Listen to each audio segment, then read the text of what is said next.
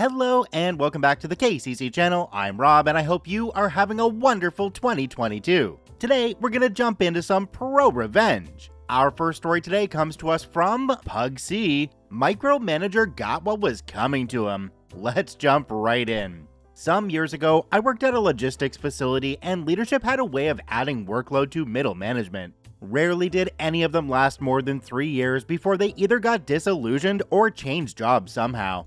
After working the floor there for 2 years, I was promoted to a team leader. And after 3 years as team leader, I became shift leader, managing a shift of about 60 workers. We did pretty well. No other shift at this or other facilities could match our KPIs, and we did a lot of cross-training and on-the-fly adapting to the ever-changing needs of the company, current orders, and workflow.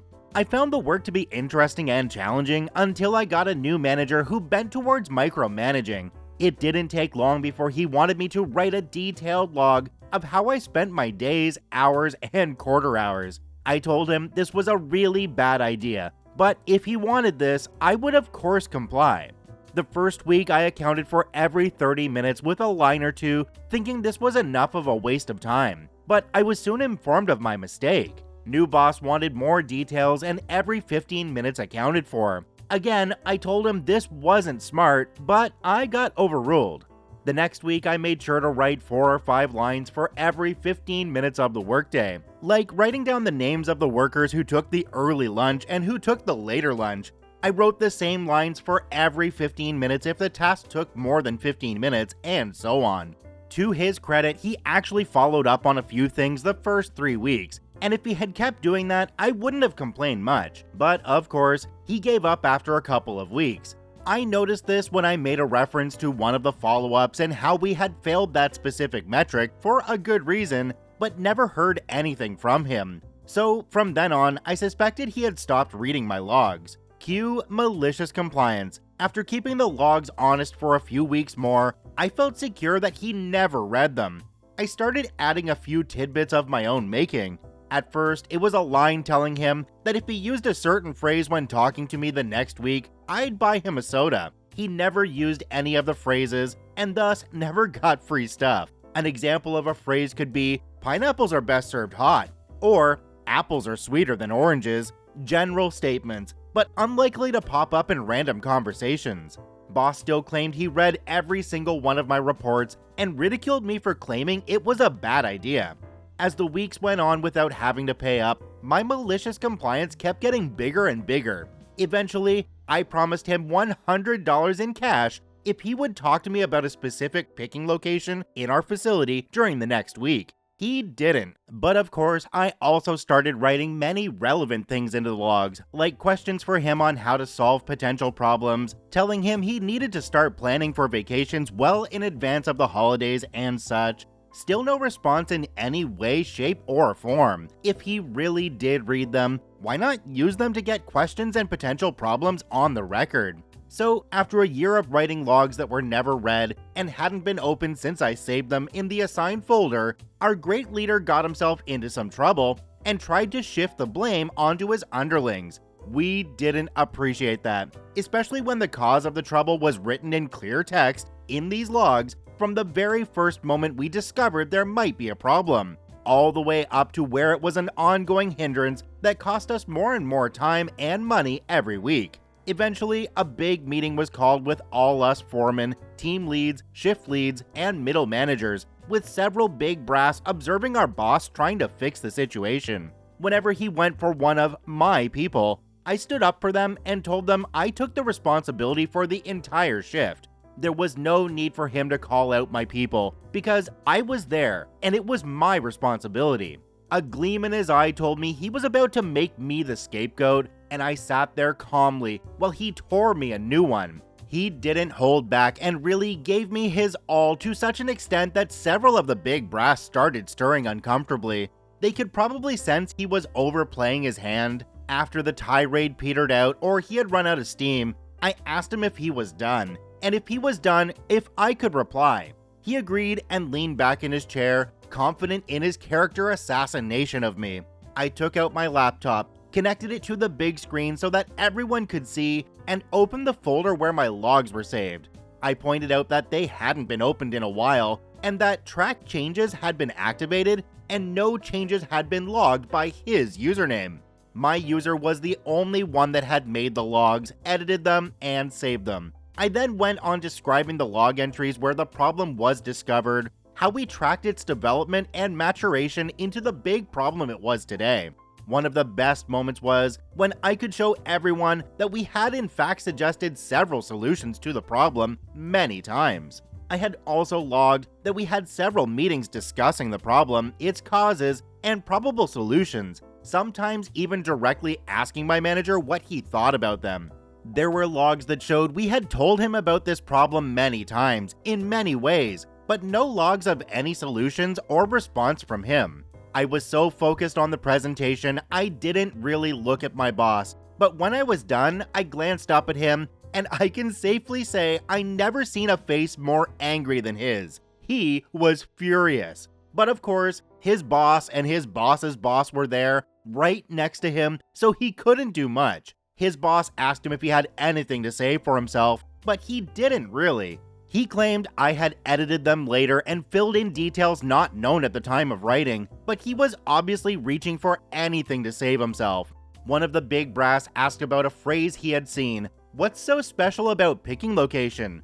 I told them all about my little joke and how my boss had missed getting tens of free sodas and probably $400 if he had merely said the magic words each week. Amidst general laughter, I was told to leave the meeting along with anybody my pay grade or lower.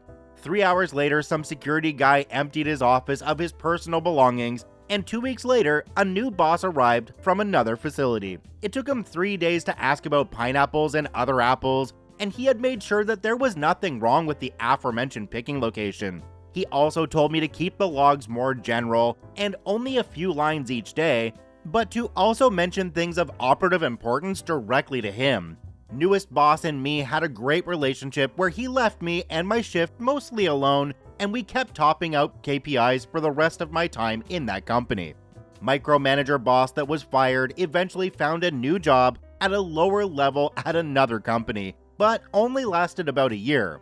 5 years later, I saw him selling used cars in a neighboring town. Life hasn't treated him well. Well, if there's one thing I've learned in my time in the working world, it's that some managers have enough game to move into management, or they just know the right people, but they don't have enough brains or respect for other people to actually manage them properly. We've seen so many stories here about managers that ask you to write things down, and then it just comes back to bite them in the butt. You'd think they'd learn to do their jobs properly by now, but I guess not. Comment down below if you had a manager that liked to micromanage. Let's hear your stories. Do me a quick favor, have a look down below the video. If that subscribe button's still red, it means you're not actually subscribed to the KCC channel. Please hit that subscribe button for more daily Reddit stories.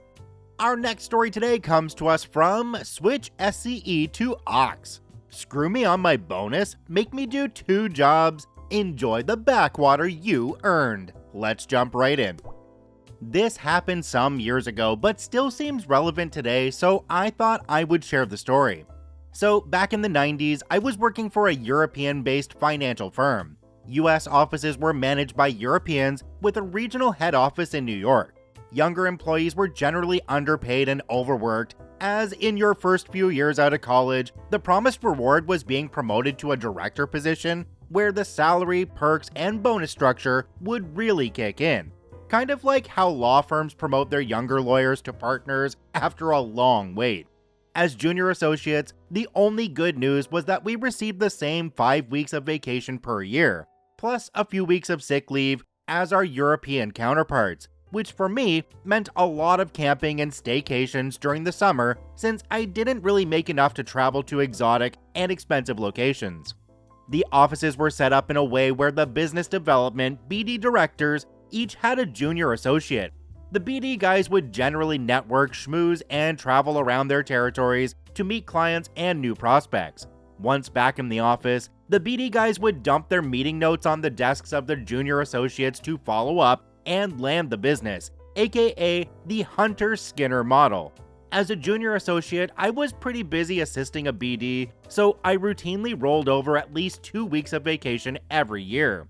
I had worked at the firm for 3 years and was starting to get antsy for a promotion. Right after Thanksgiving, my boss in the West Coast office told me that I was being transferred and promoted to the Southeast office come the new year. I really had no interest in working in and living in the Southeast, but I wanted to advance in my career. I rolled over my usual 2 weeks of vacation into the next year, so I was eligible for 7 weeks of vacation that next year. After celebrating New Year's with my family in California, I packed up my car and drove across the country. Once in the new office, I settled in and met my new boss, who promptly informed me that he wasn't actually promoting me to director, though I was being given the responsibilities of the role, as he judged me to be too young, but was also told that if I demonstrated that I could do the job, I would be promoted next year. I was pissed, but didn't have a choice other than moving back home and starting from scratch, so I agreed to it. I disliked my new boss instantly, as coworkers told me he was flaunting his management perks, which consisted of large allowances for housing and automobiles, which were paid for by sales production from employees like myself. Turned out, he was related to a serving member of the board of directors back in Europe, which is how he got the job as a regional manager. Everyone knew he didn't have the skills to do our job, so he just collected fat checks, went to expensive restaurants with friends, and billed it to the company as client development, all the while leasing a new Mercedes every 2 years on the company's dime, while generally being a D to everyone who worked for him. During the first week, I also met my junior associate, Jeremy. We sat down and discussed some accounts that I'd inherited that were in backwater locations none of the other directors wanted to visit. Jeremy was professional, but I got the distinct impression Jeremy hated me, though I didn't know why. I started traveling around to meet my clients and prospects over the next few weeks, usually spending at least 3 or 4 days on the road, back in the office on Fridays, to go over follow-ups on business leads with Jeremy and execute whatever paperwork needed to be taken care of. About a month later, I returned from one of my trips and learned that Jeremy had quit. It turned out that he was mad that he'd been passed over for the position that I'd been given. I couldn't fault him, as I probably would have done the same thing. I asked my manager to hire someone else to back me up, but he was hesitant to do so, reasoning that my client portfolio was just starting out, so I could do both roles until it made sense to staff up. I pointed out that it would be hard to be an effective business development officer if I had no support system to help grow my client portfolio, but he chose not to listen, knowing that I had little recourse but to shut the hell up. I spent the rest of the year working my butt off. This was right before email and internet were common, so executing business on the road was hard. Fax machines were the bane of my existence. Even though laptops were reserved for directors, my boss was kind enough, heavy sarcasm, to let me use a company laptop on which I would handle all of the paperwork to process client business from hotel business centers late at night or early in the morning. So I learned to live on 5 hours of sleep or to sleep on planes whenever I could. After dealing with problems from some irate clients, I eventually paid for my own personal cell phone. Not everyone had them in the mid-90s, and our directors had just started getting company-paid phones that year, as I had to handle customers from the road. I just gave my personal cell number for clients to call so I could handle problems from the road. I landed a few big clients by a combination of luck and hard work and got some solid referrals, which led to more referrals, so within a few months I was gaining some serious momentum.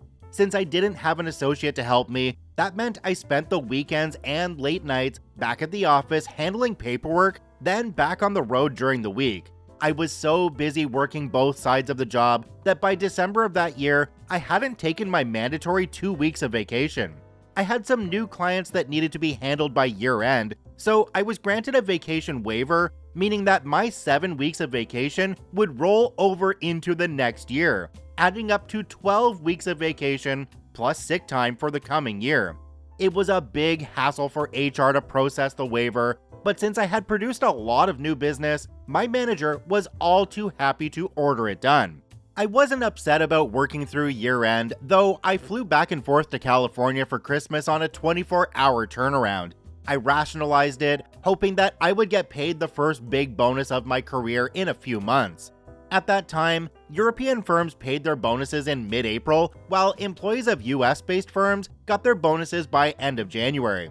If you were planning on switching jobs early in the new year, working at a European firm meant that sometimes you left money on the table, aka golden handcuffs. So the timing of switching firms was important. I continued to work at my frenetic pace through April, taking no vacation as I was bringing in more and more clients and digging myself out of paperwork when I wasn't on the road. In the new year, we had some meetings about scorecards and sales goals, and I led my office in some of the categories and was number 1 for overall production. Finally, in mid-April, my boss called me in and announced it was time to discuss my bonus and annual review. I eagerly sat down, licking my chops because I was assuming my bonus would be equal to my base salary at least, if not double. He handed me a piece of paper and it showed a number that was almost 90% less than I was expecting for my bonus. I literally laughed out loud and told him it was a little late for an April Fool's joke, but he wasn't smiling. He proceeded to tell me how proud he was of me, but that since I wasn't a director, the bonus that I received was the maximum amount he would give me, as there wasn't any more money in the budget. I sat there in shock for a while, then kept asking the same question in different ways. Basically, why did he screw me on my bonus?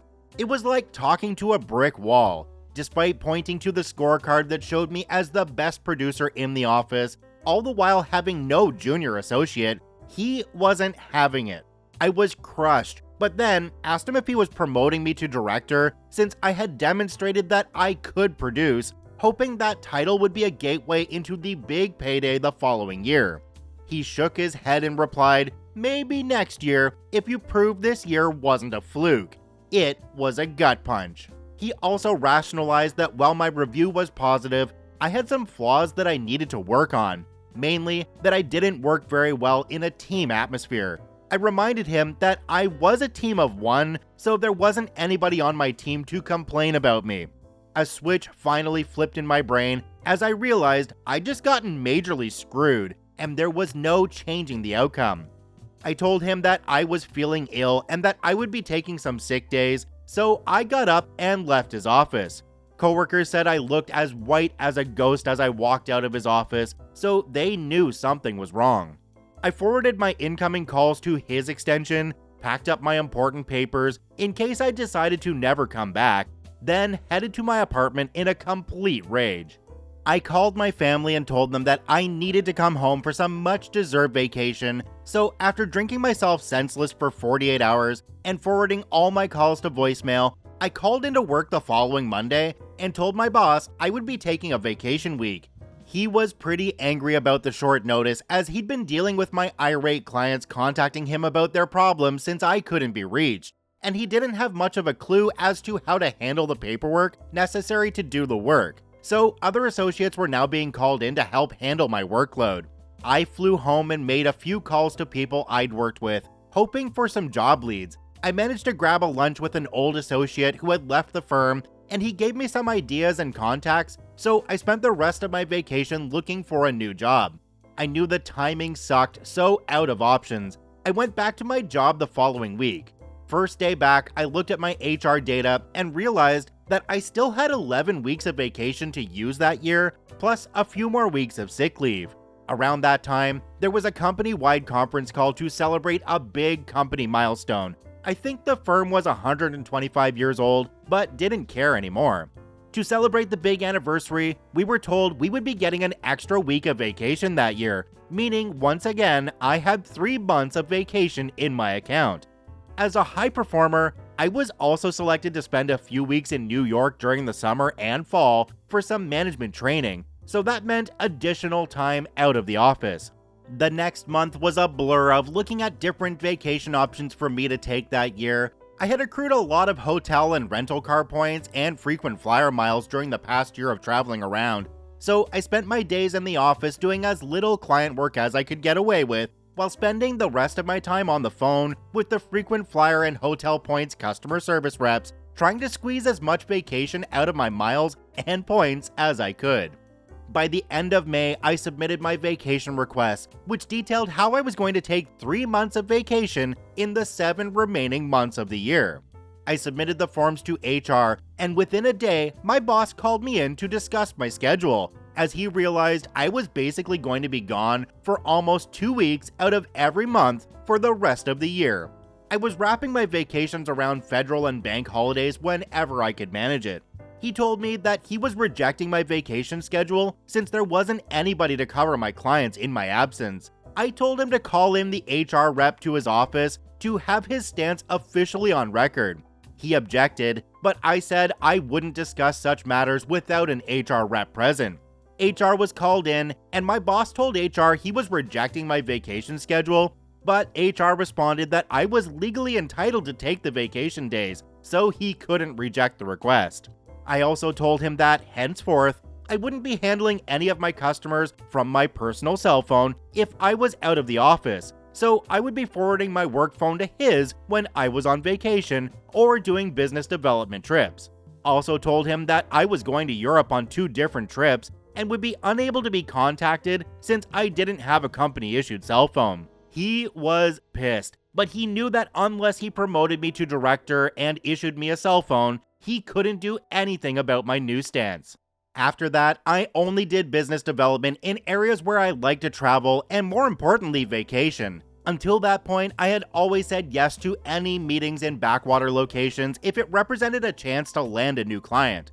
Having learned my lesson the hard way, I didn't want any new clients to begin with, and certainly none living in areas I didn't like to visit. Trips to Florida became common. If I was traveling, I would typically spend Monday to Wednesday making very infrequent sales calls. Most of my schedule was falsified with fake prospects, so I could spend afternoons playing golf or hanging out at hotel pools, trolling for women my age, then would take off Thursday and Friday with vacation and sick days so I could hang out and have fun, using hotel points to extend my stays for free. Since I was still underpaid, I ate cheaply and learned to squeeze as much out of my trips for the least amount of money I could manage while still having fun. My boss was now irate with all of the customer calls coming to him, but he refused to hire an assistant for me, so I kept forwarding my line to his when I was out of office.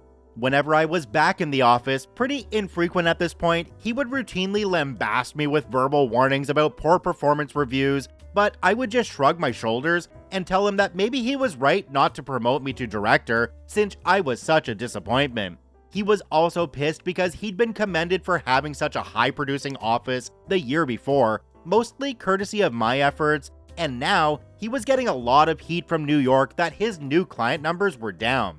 Since I had frequent flyer miles and hotel points but not a lot of money, I backpacked through Europe on 2 different 2-week trips that summer and also took a number of vacations back home, diligently following up on job leads on the West Coast that I had cultivated whenever I was in the office. By October, I started to firm up some conversations with a prospective employer back in California and finally received a concrete job offer in mid-November. I waited until December 15th to inform my boss that I was quitting the firm and told him I would be using my 2 remaining weeks of vacation and sick leave so that my resignation was effective immediately. He was surprised that I didn't wait until April to leave, but I laughed, telling him I knew he was going to screw me on my bonus anyway, so the money wasn't worth waiting around for. He then asked me to stay through the end of January in order to give him enough time to hire and train an assistant or a replacement to handle my clients. I refused, noting that Jeremy had quit 20 months before, so he had plenty of time to prepare for this eventuality. As I was packing up my office and informing my coworkers about my departure, I got a knock on my door from the HR rep, as he wanted to conduct an exit interview. He closed the door and I aired out all of my dirty laundry. I told HR the firm had lost me when my boss had screwed me on my bonus, repeating the story that there wasn't any money in the budget. The HR counterpart shook his head and laughed at my boss's stupidity, noting that since Jeremy had been an employee at the beginning of the year I'd arrived, his salary and bonus was actually in the budget for the whole year. As such, my boss could have allocated the amount that he would have paid Jeremy to my bonus, which probably would have kept me reasonably happy. Instead, he decided to screw me over. I moved back to California that week and started the new job the first week of January. 3 months into my new job, I got a call from a coworker at my previous firm. He called to tell me that after I left, HR from the head office in New York came down early in the new year to interview my former coworkers. Apparently, my sudden departure had raised some eyebrows in New York as they viewed me as a rising star, and questions were asked why I left so abruptly. Apparently, other employees in my office had also gotten screwed in various ways. Lots of client development meal expenses were rejected for being too expensive by the guy who was routinely billing his meals with friends to the firm. So after listening to all of the complaints, New York management decided to make a change years before he was due to be rotated back to Europe. Since he was related to a guy on the board, they couldn't fire him. So they reassigned my old boss to some backwater farm town. I couldn't pronounce the town, but was told it was the kind of place that doesn't provide perks like allowances for housing, accounts for expensive steak restaurants, or a new Mercedes. I started my own company 5 years back and it's worked out pretty well. Even though I got screwed 25 years ago, I always think about that experience fondly, as I probably would have worked for a company like that for my entire life had I not been shown how companies and bosses will generally screw you over if given half a chance. It was eye-opening and put me on a path to eventually starting my own firm. So for that, I'm forever grateful. I always think about that situation around New Year's to remind myself of how far I've come and for how not to treat my employees. Hopefully some of you can benefit from my experience without all of the drama I went through. Happy New Year. This is the perfect ProRevenge story. It has vindictiveness, pettiness, bad guys, and cold, calculating revenge with excellent comeuppance. Bravo, OP, bravo. Check out both OPs linked in the description down below. I thank you for watching. I hope 2022 gives you everything that you ever imagined, and we'll see you in the next video.